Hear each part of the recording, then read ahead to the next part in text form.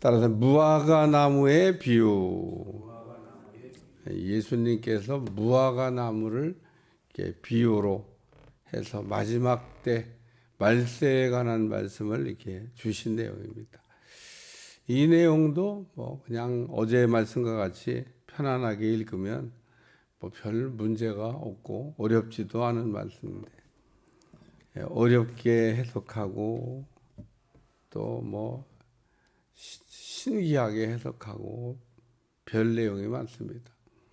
무화과 나무가 이스라엘을 상징하는 꽃나무다. 맞죠? 뭐 틀린 말 아닙니다. 우리나라 무궁화가 우리나라 국화를 이듯이 우리가 흔히 무궁화를 잘 보지는 못해서 좀 아쉬움이 있습니다. 무궁화를 그냥 곳곳에서 이렇게, 저 어렸을 때는 저희 동네에 그 무궁화가 이렇게, 근데 무궁화가 이 진딧물이 많이 좀 벌레가 많이 이렇게 해서 좀 어쨌든 그래도 뭐 우리나라 국가를 상징하는 꽃이 무궁화 아닙니까? 근데 무궁화가 갖고 있는 의미는 아주 좋아요. 노즈메리 샤론이라고, 영어로 얘기하면 노즈메리 샤론. 그래서 샤론의 장미, 그게 무궁화입니다. 여러분 영어로 한번 찾아보세요. 무궁화가 노즈메리 샤, 그래서 샤론의 장미. 어떻게 우리나라가 알고 그 예수님을 상징하는 꽃을 국화로 이렇게 썼냐? 신기한 일이에요, 신기한. 그래서 무궁화가 우리나라 어쨌든 뭐 국가를 대표하는 꽃입니다. 진딧물이 많이 나서 좀 그렇지 않고 뭐 이렇게 길에서 뭐 동네에서 흔히 볼 수 있으면 좋은데, 그 이스라엘을 상징하는 나무가 무화과입니다. 나다나엘이라고 하는 사람이 그 무화과 나무 밑에 있었다 그랬어요. 무화과 나무 밑에 뭐 했냐? 기도했죠, 기도. 우리 주님이 네가 무화과 나무 밑에 있던 걸 내가 봤다. 깜짝 놀래요, 나다나엘이. 왜냐하면 그런 건 아무나 뭐 아는 분이 아닌데, 자기가 무화과 나무 밑에서 그게 기도하던 거를 보고 알았다고 주님이 그러시니까 깜짝 놀라죠. 이 나다나엘이 예수님의 제자가 되는 사람인데, 예수님이 그 무화과 나무 밑에 있던 거를 보고 뽑아서 쓰신 겁니다. 또 이 무화과 나무는 그 예수님이 열매가 이게 필요할 때 그 예루살렘에 들어오실 때 아마 아침 일찍 식사를 못 하셨던 모양이에요. 그래서 잎이 무성한 무화과 나무를 보고 열매를 얻을까 갔더니 이 나무가 열매가 없는 겁니다. 그래서 우리 주님이 저주를 하셨어요. 나무가 말라가고 죽었습니다. 그 무화과 나무의 그 얽힌 일화 가운데는 뭐 그런 내용도 있습니다. 그래서 왜 그 무화과 나무가 잎이 무성한데 열매가 없냐? 저도 몰랐는데 어쨌든 무화과 나무는 잎이 나오면서 열매도 동시에 나오는 과목이다. 잎이 무성하다는 얘기는 열매가 있어야 되는데 열매가 없었다, 이런 내용인 겁니다. 뭐 그래서 이 무화과 나무 밑에서 기도하던 나다나엘도 있고, 또 무화과 나무 또 열매가 없어 저주받은 사건도 있고, 또 무화과 나무는 이스라엘 사람들이 그 나라에서 흔히 볼 수 있는 그런 나무입니다. 우리나라는 이제 저 남쪽에 가면은 그 무화과 나무를 저도 무화과 나무를 본 적이 없다. 어느 날 남쪽에 내려갔더니 집에 이렇게 무화과 나무가 있는 거 얼마나 신기하든지 처음 봤어요, 그때. 그래요. 이게 남쪽에서는 이게 무화과 나무가 자라는구나. 그래서 따뜻하니까. 그래서 우리나라도 남쪽에 가면은 가끔 이렇게 집에 무화과 나무가 있는 거를 이렇게 구경할 수가 있습니다. 또 요즘은 뭐 기상이 변해서 남쪽에서 이렇게 무화과 나무를 이렇게 키우고 열매를 해가지고 가끔 우리 길 가다 보면 무화과 나무 파는 거 신기하기도 해서 사서 먹어본 적도 있는데, 어쨌든 무화과 나무는 우리나라 무궁화 같이 그 나라를 이렇게 상징하는 그런 나무로 이스라엘 사람들이 이해하고 있는 그런 나무입니다. 그러니까 이 무화과 나무 비유를 보라 그랬으니까 무화과 나무가 뭐 이게 싹이 나는 걸 보면은 여름이 가까운 줄 안다. 뭐 이렇게 우리 주님 말씀하시니까 이렇게 저는 종말론을 해석하기 좋아하는 사람들이 이 무화과 나무는 이스라엘을 상징하는 거니까 이스라엘의 독립이다. 그러면서 여러분 이게 요한계시록 해석할 때 어떤 시점이 딱 정해지게 되면 그 다음부터는 뭐 일사천리로 요한계시록을 해석할 수 있습니다. 그래서 날짜를 자꾸 특정하려고 그러는 거예요. 무화과 나무 잎이 날 때 여름이 가까운다는데 이 무화과 나무가 그 때가 언제냐? 그래서 어떤 사람은 이스라엘의 독립이다. 어떤 사람은 종교개혁이다.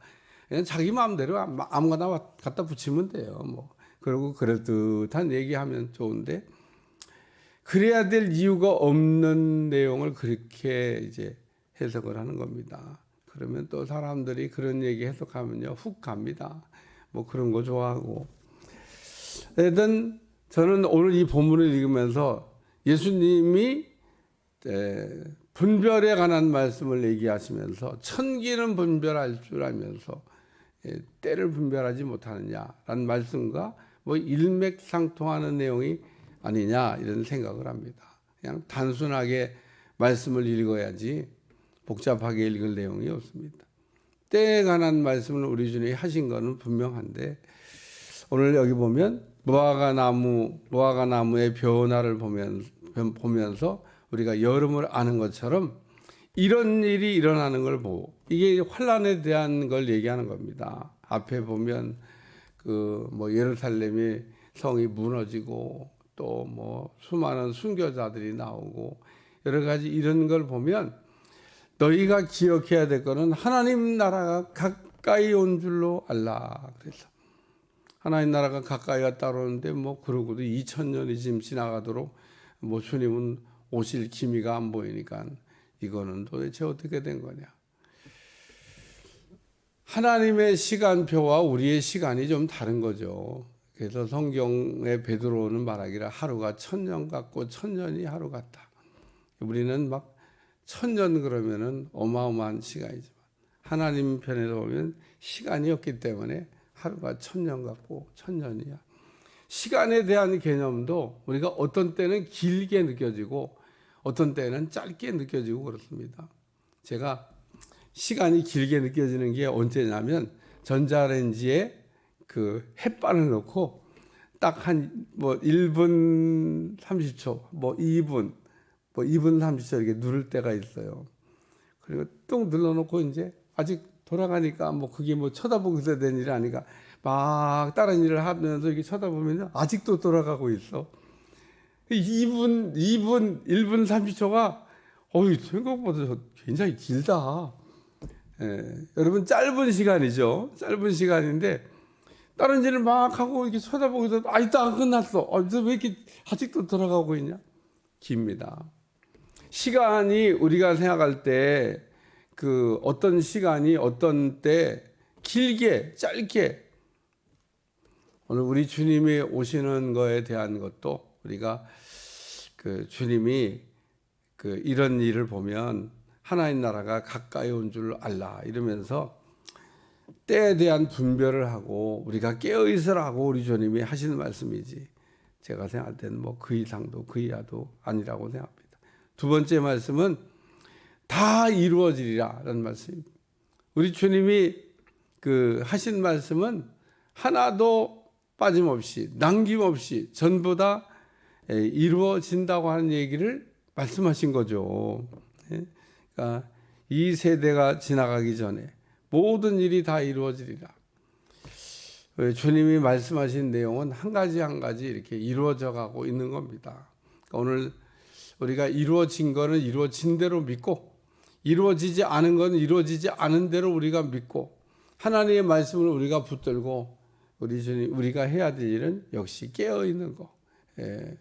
우리 주님이 우리가 주님의 나라에 대한 의식을 갖고 사는 게 중요하다는 얘기를 이렇게 말씀하신 거죠. 세 번째 말씀도 똑같이 천지는 없어지겠으나 내 말은 없어지지 아니하리라. 하나님의 말씀은 없어지지 아니하고 이루어지는 말씀이다. 그런 말씀을 우리에게 들려주고 있습니다.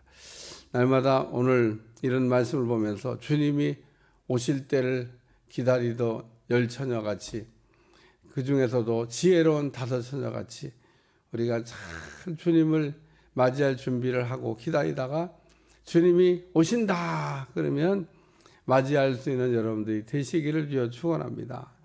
오늘 우리가 이렇게 주님을 잘 기다리다가 하필이면 주님이 오시는 날, 새벽기도 열심히 하다가 하필이면 내가 잠잔 날, 내가 안 나올 날, 주님이 오실 수도 있다는 겁니다.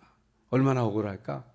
그냥 아예 안 하고 사는 사람들은 억울할 것도 없는데, 매일 잘하다가 하필이면 주님이 오시는 날, 그 중요한 날을 만약에, 아마 그런 사람은 그럴 거예요. 내가 새벽기도 안 빠지고 열심히 하다가 오늘만 빠졌는데 하필이면 오늘 주님이 오셔서 이렇게 됐습니다라고 장황한 변명을 늘어놓겠지만, 이왕 할 거면 끝까지 잘하지, 왜 하필이면 주님 오는 날 왜 잠을 자가지고 그러냐, 그런 겁니다.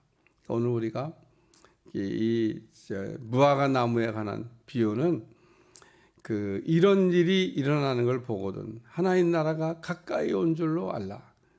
때를 우리가 분별하고 우리 깨어있는 믿음 생활을 잘하라고 하는 그런 말씀입니다. 초대교회는 마라나타, 주님 어서 오시옵소서 란 신앙으로 무장하고 주님이 곧 오실 것처럼 믿음 생활했는데, 그때도 그래서 물어봤어요. 기다리다가 이분도 죽고 기다리다 저분도 죽고, 그러니까 베드로에게 물어보고 바울에게 물어보고 도대체 주님은 언제 오시는 겁니까? 주님이 본 그대로 온다 그래서 금방 올 줄로 생각하고 이게 했는데, 아이 주님은 뭐 오실 생각을 하나? 주님은 오시죠. 여러분, 성경의 모든 약속이 다 이루어진 것을 우리가 보면서 마지막 남은 약속도 반드시 이루어질 것을 믿는 여러분들이 되시고, 그 마지막 약속이 이루어진 때 그 혼인잔치에 참여했던 지혜로운 다섯 처녀같이 그 잔치에 참여하는 여러분들이 되시기를 축원합니다. 기도하겠습니다. 오늘도 무화과 나무에 관한 말씀을 들려주시면서 깨어있으라, 또 하나님의 말씀이 다 이루어진다고 하는 말씀을 우리에게 들려주셨는데, 말씀을 붙들고 승리할 수 있도록 도와주옵소서. 예수님의 이름으로 간절히 기도하옵나이다. 아멘.